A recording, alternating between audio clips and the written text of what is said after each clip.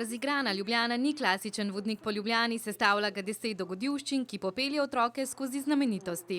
Otrok ima v vsakem sklopu svoj zemljevid. Tukaj po Tivoliju se otrok v bistvu odpravi na pot s kovancem, ga meče v zrak in usoda, oziroma kako kovanec pristane na roki, odloči, v katero smer se bo odpravil in tam nadaljuje in rešuje svoje naloge. Čevlja pa že nismo opazili.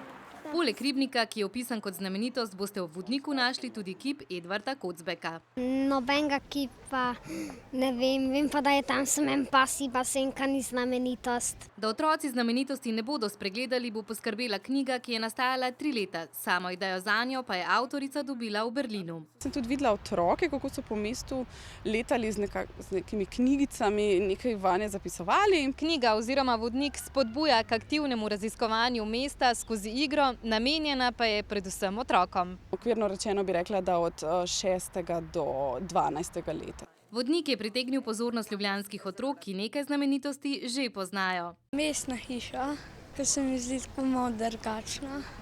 Grad. Ti zvonik gor. Za dobrih 23 € bodo tako lahko otroci prestolnico spoznali skozi pravo pustolovščino.